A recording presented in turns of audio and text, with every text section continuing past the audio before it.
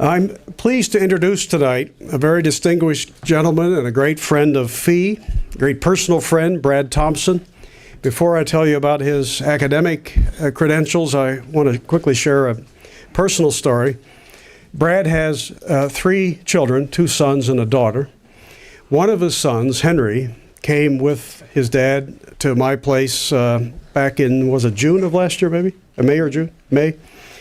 Henry is how old is Henry? 16? 16. He is a bagpipe player. And so we sat on my back porch, which is down below within a fenced backyard, so that the neighbors couldn't see us, but they sure heard us. And Henry, it's a very quiet neighborhood, and normally you don't hear anybody, don't see anybody. And so we just thought we were back there enjoying ourselves, and he played his first tune. And the moment he was done, all of a sudden, from all around the neighborhood, cheers went up. They loved it, even though they couldn't see who it was who was playing. Maybe they thought it was me. Brad Thompson is a professor of political science at Clemson University in South Carolina and the executive director of the Clemson Institute for the Study of Capitalism. We have talked extensively about new programs that Brad is working to put in place, and we're excited about the prospects of working much more closely with him and with Clemson in the months and years to come. He received his PhD at Brown University, and he has also been a visiting scholar at Princeton and Harvard universities and at the University of London. He's published 5 books, and I have the titles for you. One is Neoconservatism, an Obituary for an Idea.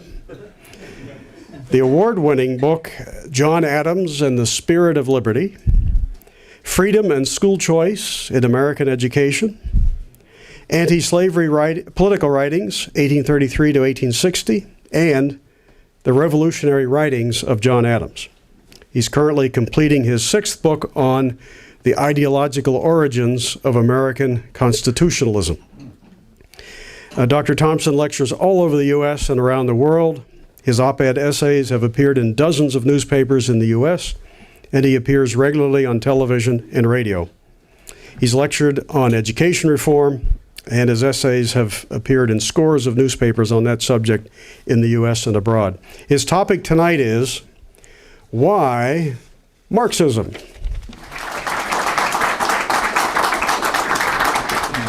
Good evening, ladies and gentlemen. Larry, thank you very much for the kind words and the introduction.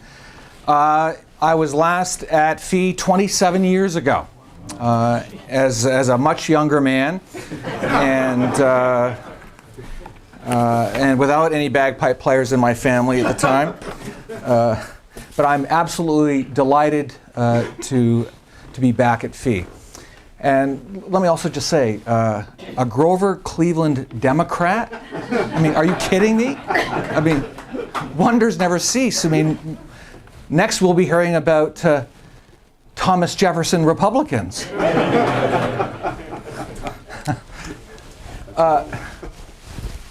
I'd like to dedicate my lecture tonight to a dear friend of mine, Alan Charles Coors. Who inspired me a couple of years ago to take up the cudgels against Mr. Marx. Tonight is my first talk on what Alan inspired me to do a couple of years ago. So the title of my talk tonight is Why Marxism, which I think raises 2 important questions. First, why should any of us care about Marxism in a post-Marxist world? After all, the Berlin Wall fell almost 25 years ago, and communism seems dead just about everywhere. Second, why have so many people been attracted to Marxism over the years? Or maybe the better question is this: what kind of person is attracted to Marxism? In my view, we should still care about Marxism precisely because so many people are still attracted to it. Which means, of course, that it's not dead, not by a long shot. In fact, Marxism seems to be making something of a comeback.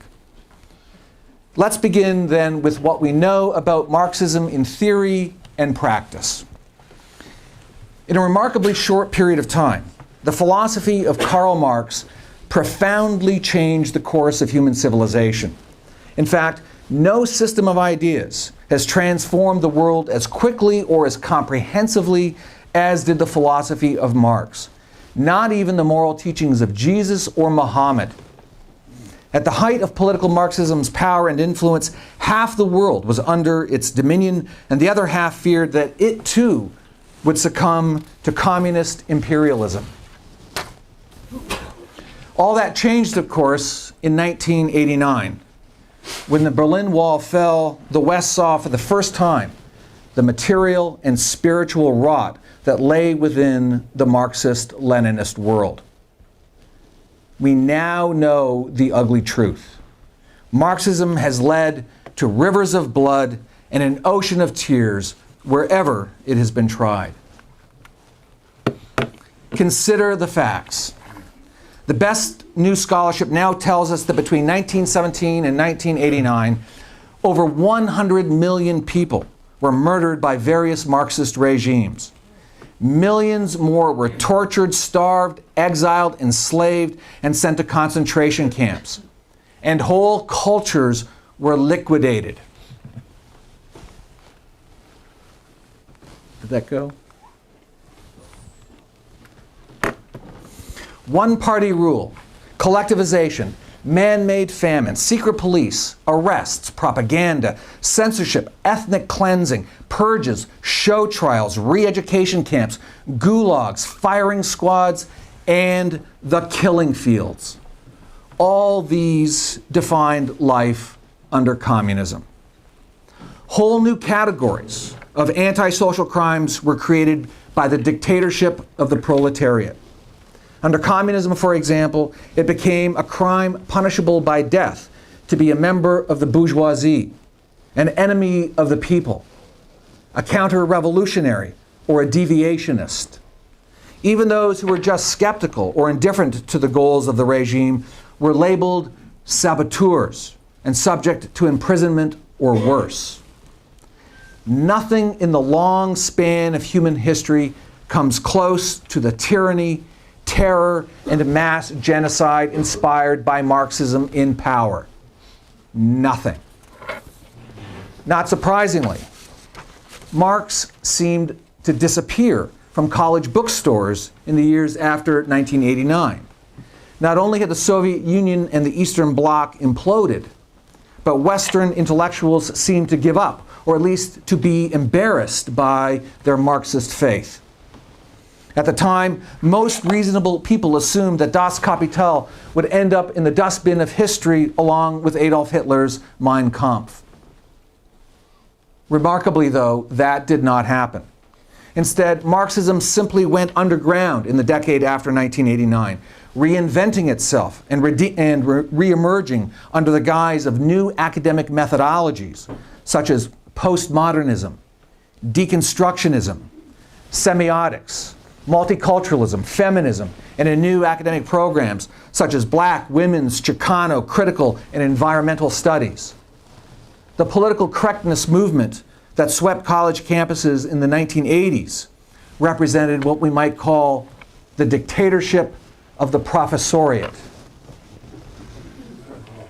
And so, even now, despite the poverty, tyranny, and death associated with socialism in practice, we still hear from mainstream intellectuals that Marxian socialism is a noble ideal still worth fighting for. Western intellectuals have worked very hard to exonerate Marxism from any responsibility for the tyranny and genocide associated with communism in practice. They assure us ad nauseum that the problem is not with Marxist theory, but with what they call unforeseen historical circumstances, and with the mistakes of well-meaning but misguided revolutionaries. Marxist tyrants such as Stalin, Mao, and Pol Pot were aberrations, we're always told, deviationists from true Marxism. Stalinism, Maoism, or Pol Potism may be responsible for millions dead, but never Marxism. Real socialism, we are told repeatedly, has not yet been tried. We should not be entirely surprised to learn, then, that Marx seems to be making something of a comeback in the West. It is not uncommon today to read articles in mainstream newspapers and magazines with titles such as, "Marx is back."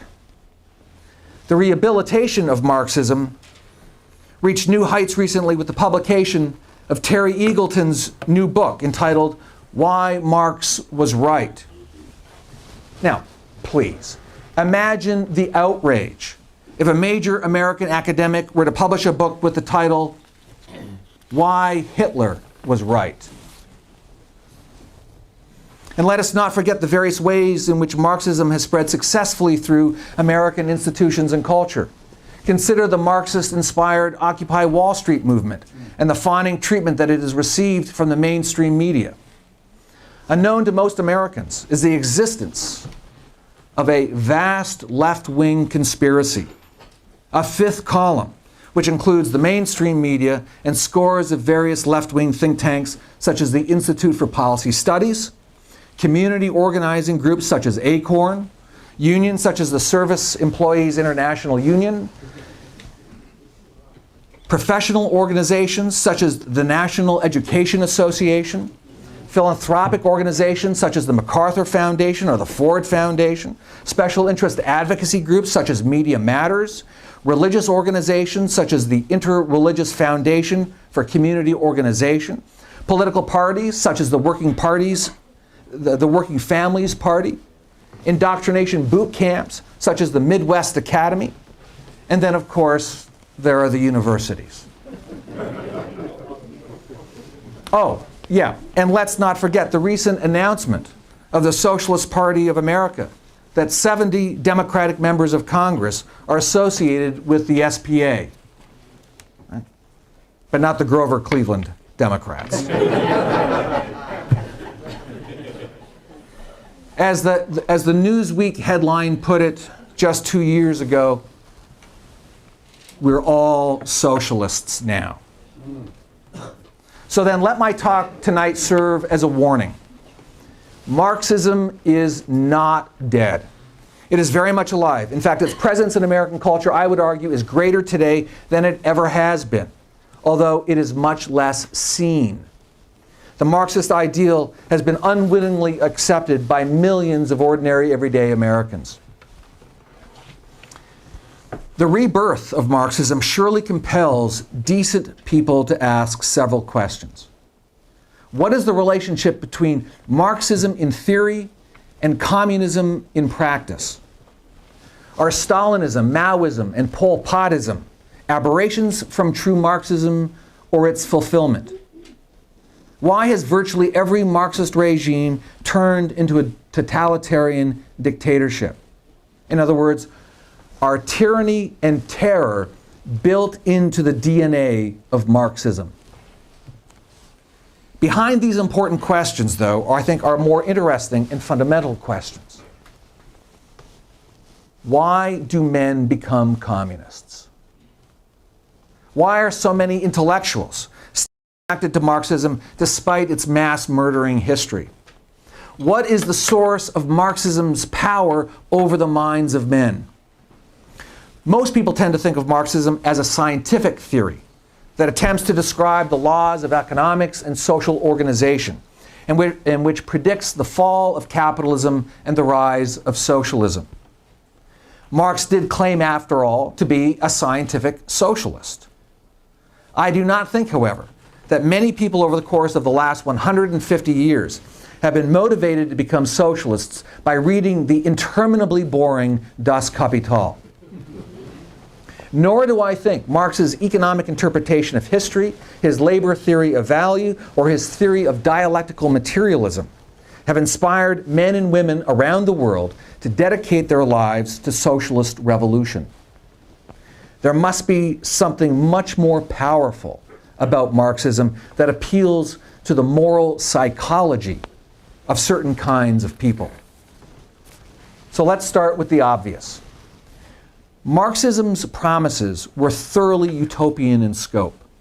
It promised to eliminate poverty, inequality, exploitation, class conflict, war, and alienation. Communism, Marx argued, would emancipate man from the slavery of capitalism and create a socialist heaven on earth. Marxism, therefore, provides a kind of secular religion of hope and redemption in a world of declining religious faith. Marx was also a master psychologist. He understood that there is a class of people in every society who, like himself, are motivated in their day-to-day lives by envy, resentment, and hatred. Such people always blame others for their condition and plight. And Marxism speaks directly to such people.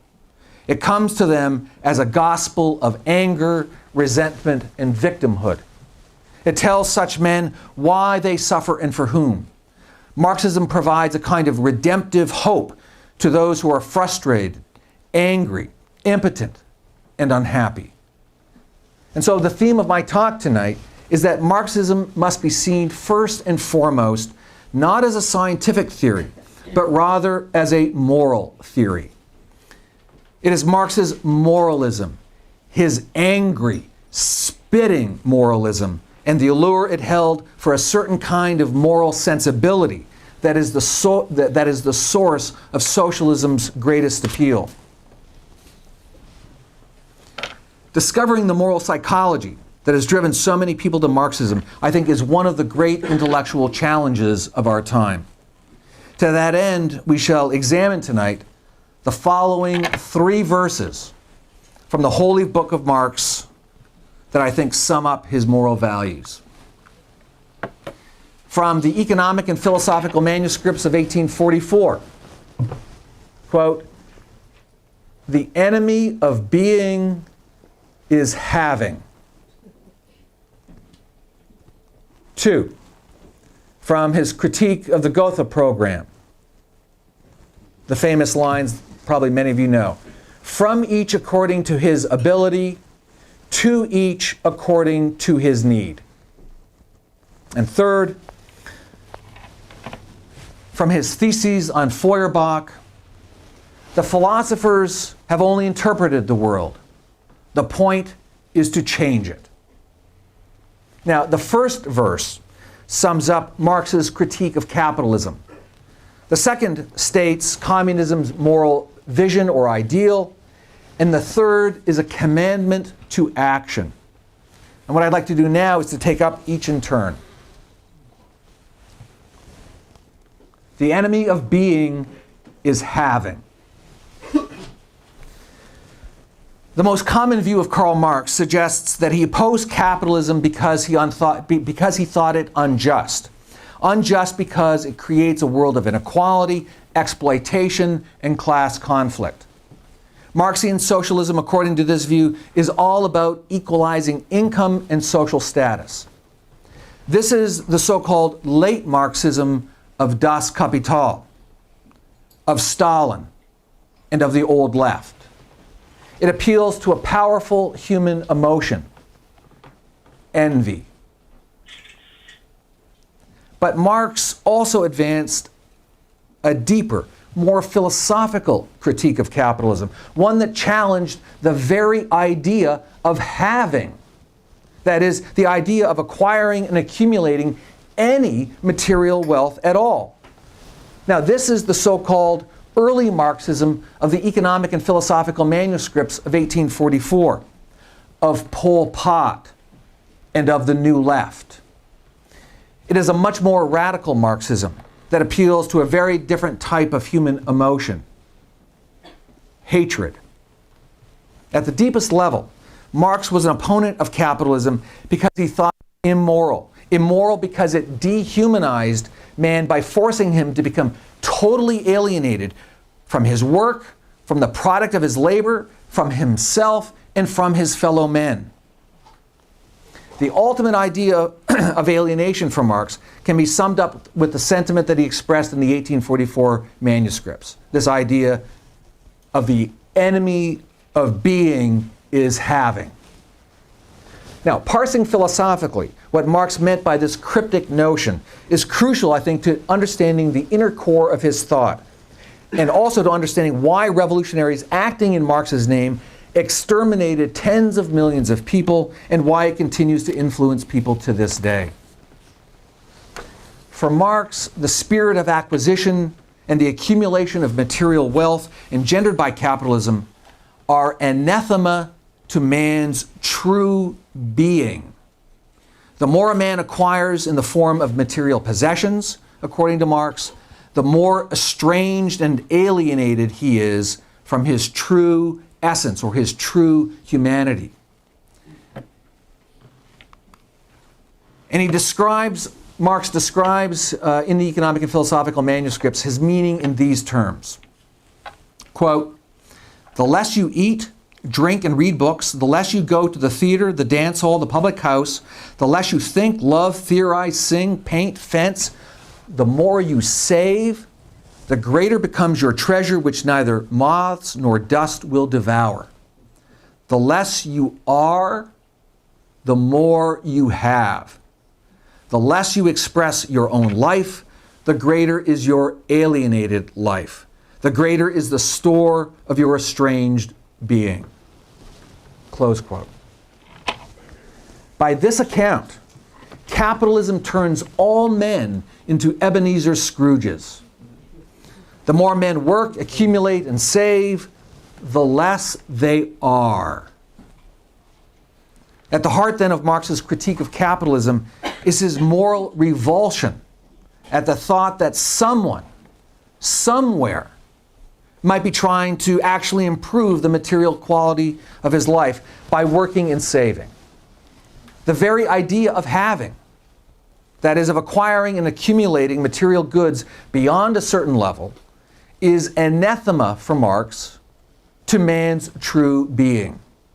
It enslaves man to things. A fully human life is not concerned with acquisition and accumulation, which have the ultimate effect, according to Marx, of shriveling man's soul. This is precisely why money is the embodiment, if not the root, of all evil for Marx.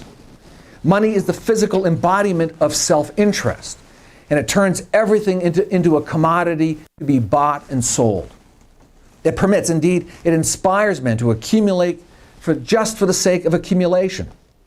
Money, particularly money created in a capitalist economy, Marx claims, replaces true virtue, authenticity, and genuine human relationships with avarice.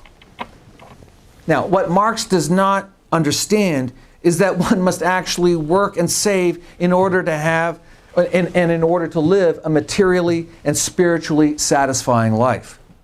Marx envisions a world where men are able to eat, drink, read, love, theorize, sing, paint, fence, go to the theater, the dance hall, and the pub free of charge, and without actually having to earn a living by working and saving. That is, Marx wants to live in the world of the Big Rock Candy Mountain, where chickens lay boiled eggs, or in a society where every man has his own personal Friedrich Engels, as Marx himself did. That is, a sugar daddy, to personally bankroll one's profligate lifestyle, but without the guilt associated with being a moocher.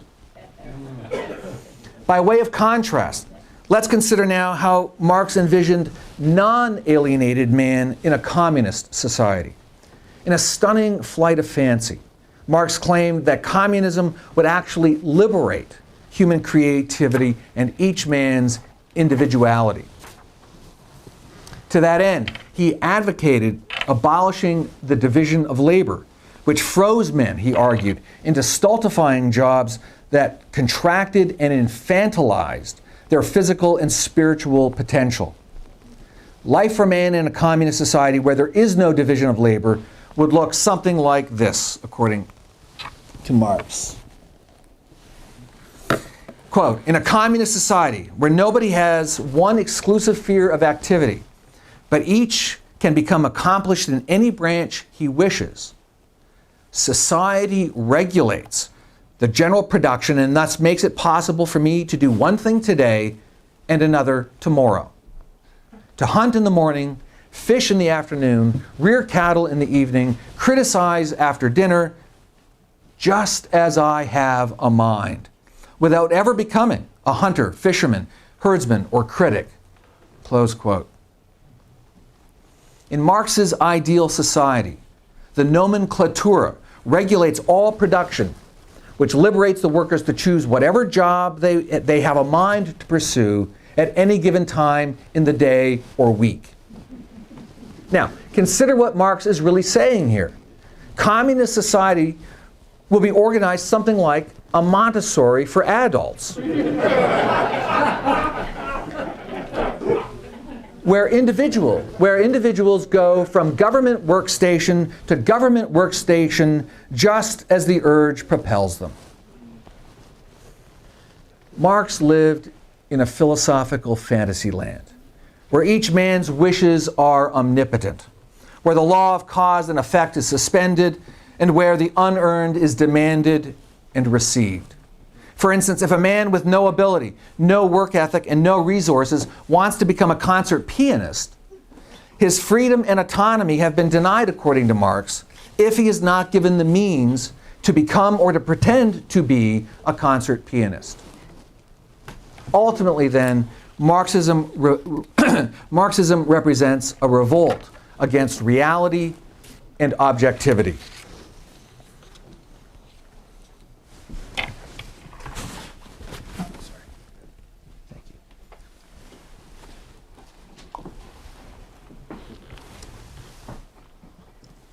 Let's turn now to the second verse from the Holy Book of Marx.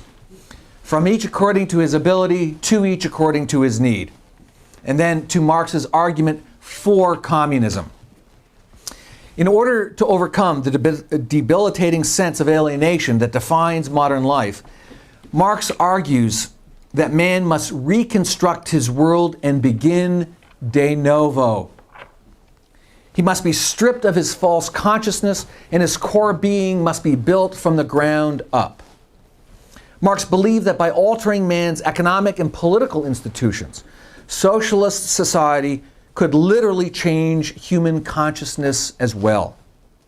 The ultimate psychological and moral goals of these new economic relations are first, if you can believe it, to liberate human individuality and creativity by giving men the chance to explore and experience all of their multifaceted desires. And second, to reintegrate individual men into a collective consciousness. The ultimate goal of Marxian communism is to recover man's potential for acting as a social being, or what Marx called a species being. For Marx, the individual and society are not mutually exclusive. Each person's individuality and creativity can only be expressed fully in association with others. Man is only fulfilled, indeed, he is only truly human if and when his self-directed actions become other-directed and correspond to his innermost identity as a social being. So, how then is communist society to be created? What would Marx's communist society actually look like? At the heart of Marxism is one sentence that defines the moral ideal of communism, which I shall hereafter refer to as the principle, which is, from each according to his ability, to each according to his need. According to the new Marxist morality, every man in society will be inspired, and if not inspired, forced, to work according to his ability and then share the unequal fruits of his labor with everyone else according to the unequal needs of all others. In other words, ability is penalized and needs are rewarded. It also means that needs become wants and wants become demands and demands become rights. At first, the productive become slaves to the unproductive, and eventually the productive join the ranks of the unproductive, and then all become slaves. Communism, Marx believed, is a vastly superior form of social organization because it is the only social system capable of actualizing man's true essence. In fact, he was an advocate of communism because he believed it would create nothing less than a new kind of human being, a new man. Communist man would be superior to capitalist man.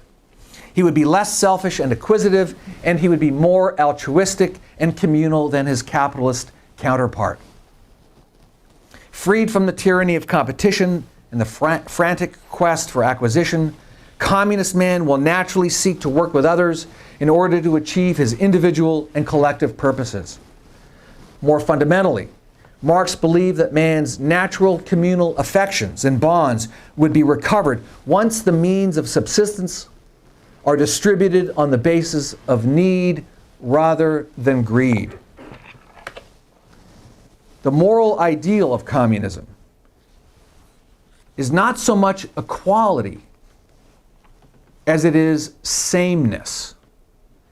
Sameness is absolute equality without diversity. It means all men sharing the same passions, opinions, and interests. Marx sees man as a being whose metaphysical identity is captured in the motto Alexandre Dumas attributed to D'Artagnan and his friends in the Three Musketeers: all for one and one for all. This ideal, the ideal itself, that is the communist revolution, which raises this question: how shall this radical sameness be created? In his essay on the Jewish question, published in 1844, Marx quotes approvingly from Jean-Jacques Rousseau's Social Contract, wherein Rousseau describes how to create the ideal society. Quote, "Whoever dares undertake to establish a people's institutions must feel himself capable of changing human nature, of transforming each individual, who by himself is a complete and solitary whole, into part of a larger whole, from which the individual receives his life and his being. He has to take from man his own powers and give him in exchange alien powers, which he cannot employ without the help of other men." Close quote. This passage, in my view, is critical to understanding Marxism and the history of the 20th century. Communist man cannot be created without eradicating the false consciousness that civilized man had developed over the course of several millennia. What this means, most of all, according to Marx, is that nothing less than man's ego, his self, the I, should be exterminated, and, as he said, quote, punished as a crime, close quote. Thus, Marx's anti-freedom political ideal begins with the total subordination of the individual to collective control embodied in the state. He recognized, however, that such subordination and control requires the use of state violence. And Marx specifically called for using the guillotine in order to destroy private property. Marx advocated not only the use of state-sponsored violence in order to change human nature, but state-sponsored violence by a government in a condition of what he called permanent revolution. The murders just go on and on and on. Now, Karl Marx never left a detailed blueprint of how a communist society would be organized, but he did sketch its basic purposes, principles, policies, and institutions. The movement to communism, Marx thought, would develop in two stages. The first stage is the socialist phase, which is characterized by two policies. One, the dictatorship of the proletariat, And 2, the abolition of private property, wage labor, money, the market price system, competition, division of labor, money, and profits. Marxian socialism is a system defined by destruction. The ultimate goal of first stage socialism is to eliminate human selfishness. The second stage, the communist phase, is likewise characterized by 2 major policies. 1, public ownership and regulation of the means of production and consumption. And 2, the redistribution of all surplus value, that is profit, created by society. The communist phase is defined by reconstruction. Its ultimate moral goal is to build a new type of man, communist man, who will be motivated by purely altruistic goals. Marx envisioned an entirely marketless society, controlled and directed from the top down by an elite corps of social engineers. These central planners determine production outputs, that is, from each according to his ability, and then how goods and services are redistributed for the common good, that is, to each according to his need. In order to purge each man of his individual identity, the Marxian state seeks total control over man's mind and body. The dictatorship of the proletariat will control and regulate every aspect of life. It seeks to control all material production, distribution, and consumption. It establishes what and how much is to be produced, by what methods, and by whom it is to be distributed. It sets prices and wages. It commands individuals to work in certain areas of production or trade. It tells men where and with whom they can live and in what kind of house or apartment.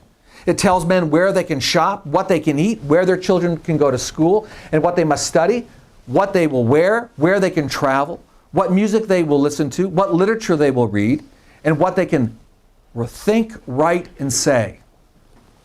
In other words, the small elite that runs the state seeks to control systematically and absolutely all material and spiritual values. Absolute sameness is the end, and absolute control is the means.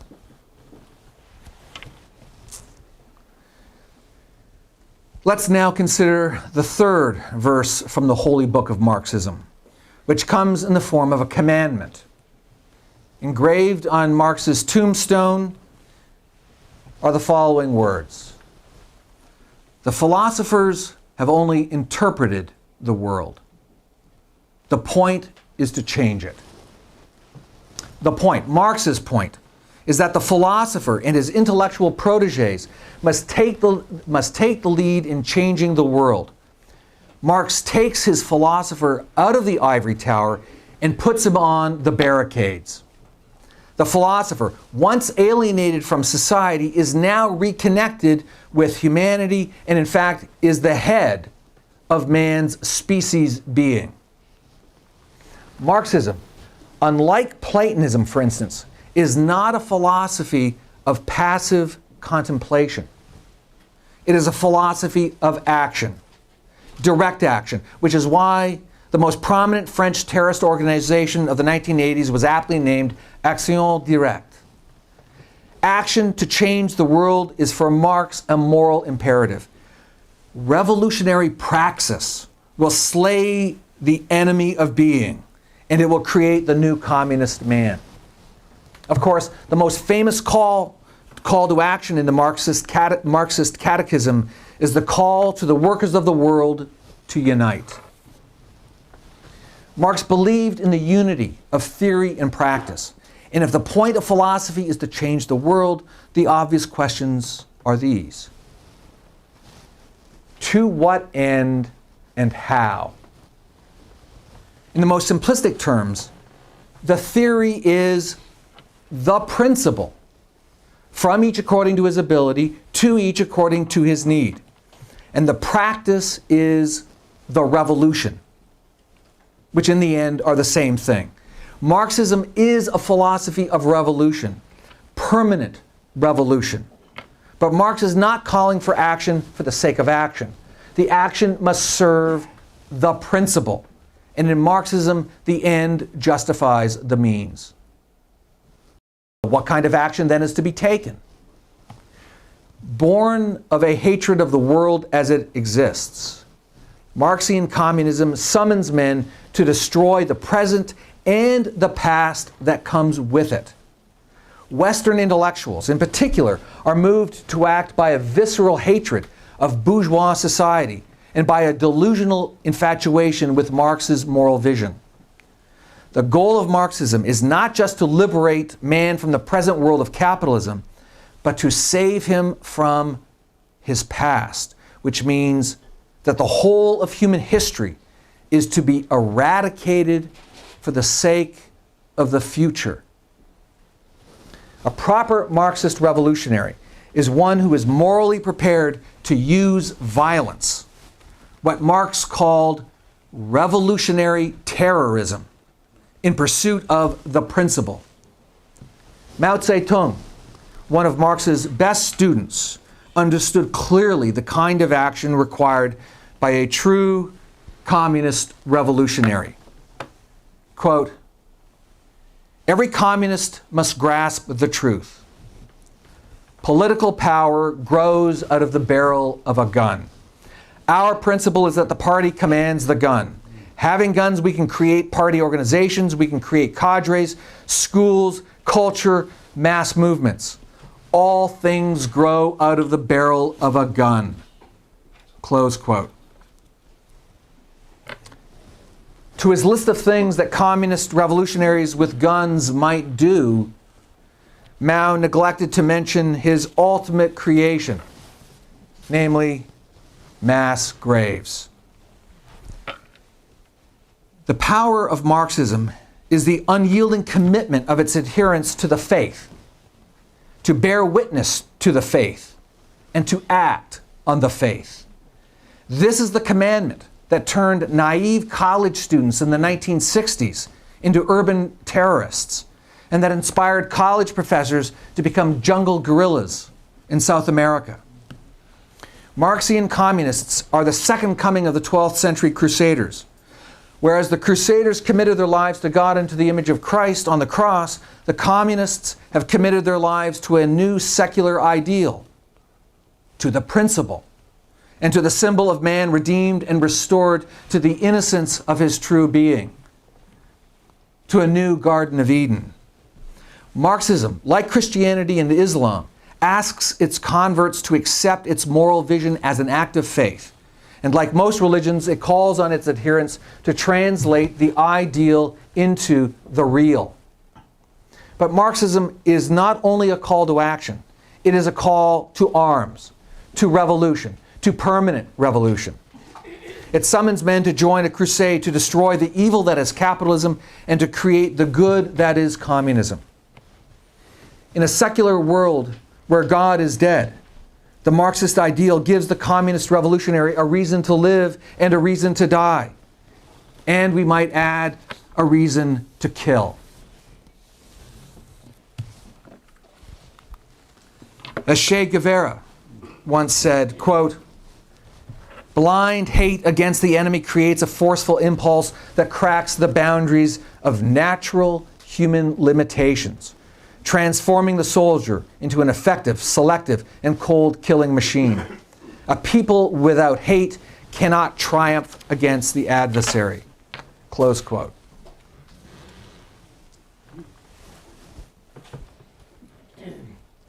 In conclusion, what then do we say about Marxism? I say this: there is nothing noble or attractive about Marxian socialism.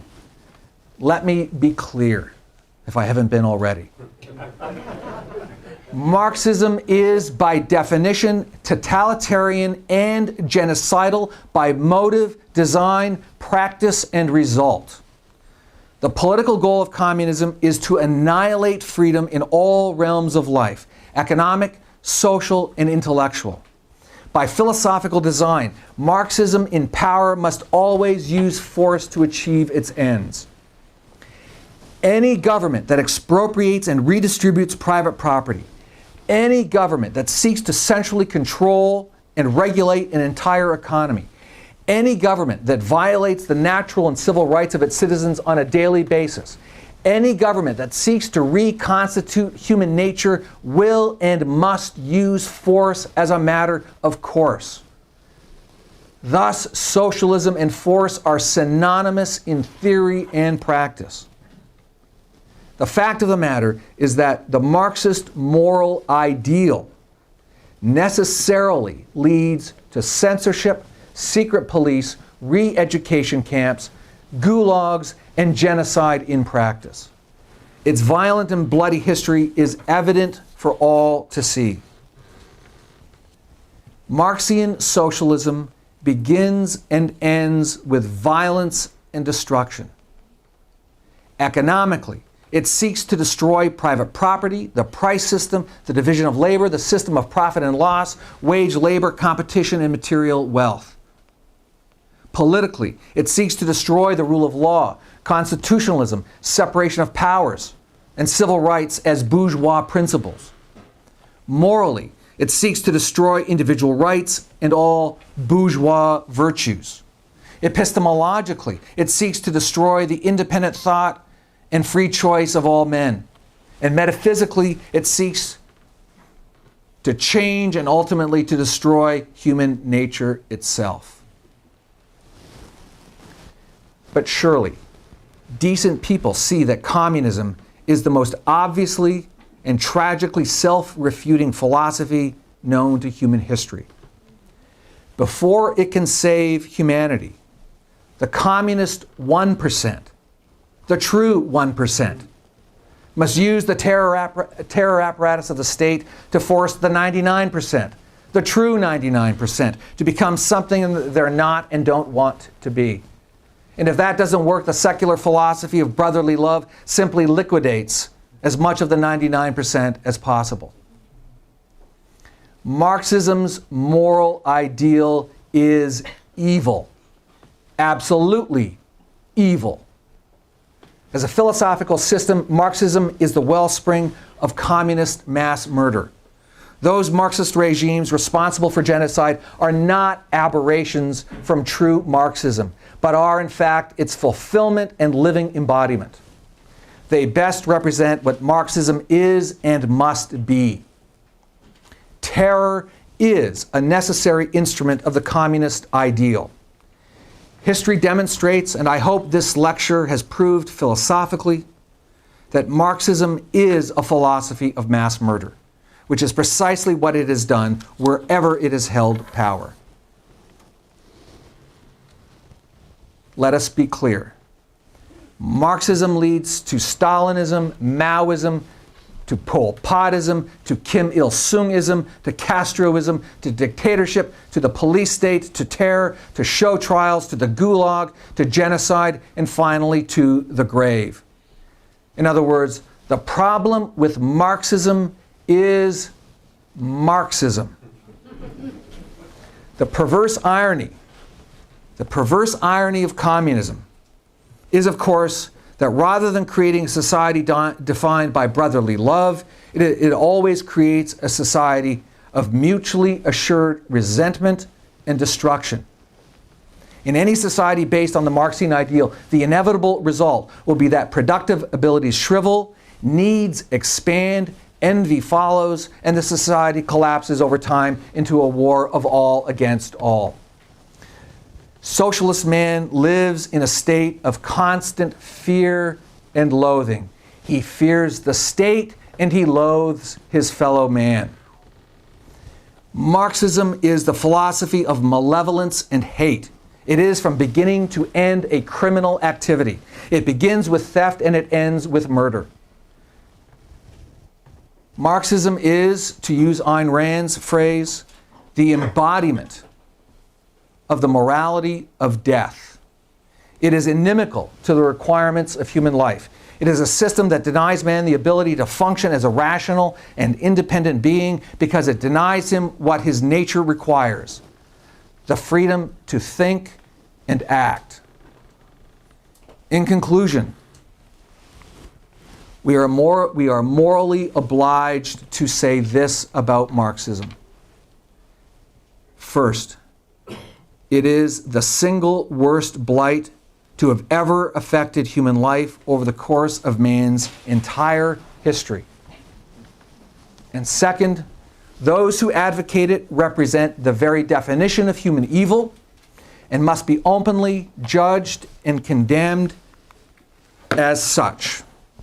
And so, let us not then forget the wise words of Edmund Burke. Quote, "All that is necessary for the triumph of evil is that good men do nothing." Close quote. Thank you very much.